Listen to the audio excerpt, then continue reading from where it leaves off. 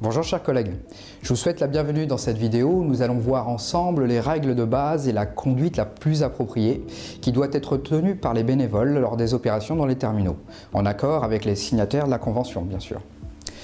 Tout d'abord, la Convention est née d'un commun accord inédit, signé d'une part par Monsieur le Préfet pour la sécurité des plateformes aéroportuaires du Bourget et de Roissy-Charles de Gaulle, de Monsieur le Directeur de l'aérodrome Paris-Charles de Gaulle, ainsi que les représentants de la profession.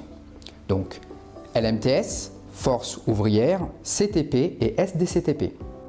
Son but, lutter à Roissy contre le fléau du racolage rencontré par les clients de manière générale dans les gares et les aéroports.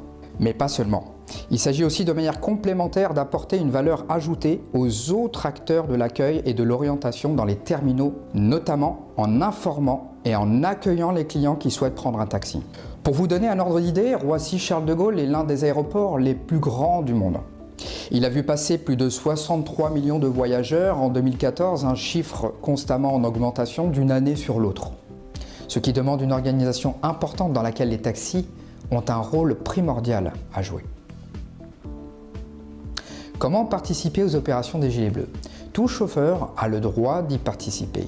Il suffit pour cela d'entrer en contact avec un coordinateur qui répondra à vos questions et vous expliquera de manière plus détaillée le fonctionnement des opérations. Votre nom, vos disponibilités seront notées et dès qu'une place se libère, ils vous contacteront, dans la limite des places disponibles ou dès qu'une place est libre. Comment sont organisées les affectations des bénévoles dans les aérogares? Il est important de souligner qu'il n'existe pas, à proprement parler, une hiérarchie. Il s'agit avant tout d'une organisation qui a été mise en place pour rendre les opérations dans les terminaux les plus efficaces possibles.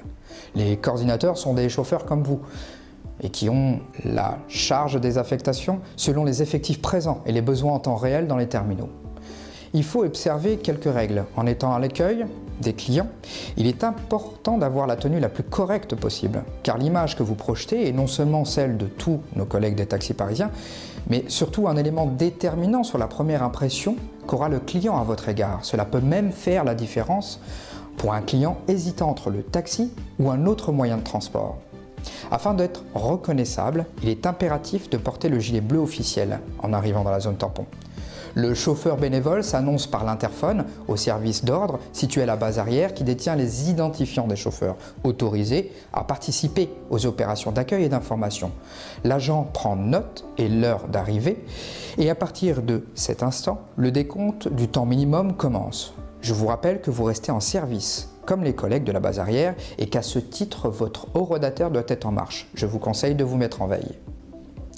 Pour aider cette organisation, une application pour smartphone est adoptée pour les participants. Dans cette application, vous pouvez de manière restreinte communiquer par exemple votre disponibilité ou votre position, signaler des éventuelles difficultés, etc. Toujours en temps réel. Il faudra ensuite garer son véhicule avec ceux des autres bénévoles et veiller à ne pas occasionner une gêne pour le stationnement et la prise en charge des collègues en provenance de la base. Une fois les autres bénévoles en opération rejoints, il faudra se placer stratégiquement pour accueillir et informer les clients de manière la plus optimale possible. Pour cela, il faut se conformer aux recommandations des coordinateurs ou à défaut aux règles d'usage. Le client est généralement le premier à aborder les gilets bleus et il se peut que l'inverse se produise. Quand il s'agit manifestement d'un client qui a l'air perdu, dans ces cadres, il convient de connaître le terminal autant que possible et faire en sorte de répondre aux clients de manière précise, notamment les portes qui donnent accès aux taxis. Paris est l'une des villes qui reçoit le plus de touristes au monde. Beaucoup d'entre eux ne parlent pas le français. La pratique de l'anglais peut être alors un atout sérieux pour le chauffeur. Des phrases comme « Welcome to Paris »,« Taxi station is gate 6 ». Ces exemples de phrases courantes peuvent vous aider à surmonter cet obstacle. Et pour l'accueil en français, « Bonjour, les taxis à votre service en porte 6 ». Il se peut que pendant l'opération, que les chauffeurs soient confrontés à la présence des transporteurs illégaux. Il faut savoir qu'ils n'ont pas le droit d'être là sans réservation préalable et que vous n'avez ni le droit ni vocation à contrôler ces documents.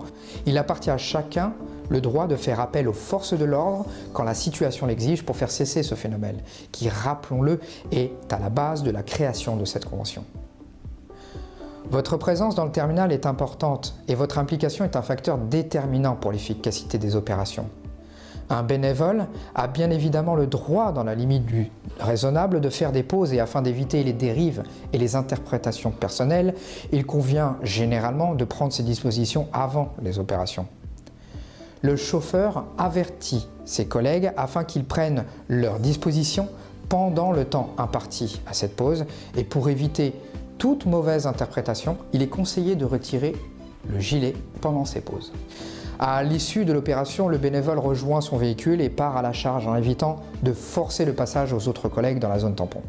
Dernier point, la convention est le bien de tous les taxis, faite à leur initiative et pour leur intérêt et celui de leurs clients. Ces recommandations ont pour but d'améliorer le fonctionnement des opérations et inscrire dans la durée la convention avec la confiance des autorités et créer ainsi un modèle qui aura fait ses preuves grâce à vous et qui pourrait être transposable aux gares et aux aéroports à l'échelle nationale. Merci de votre attention, à bientôt.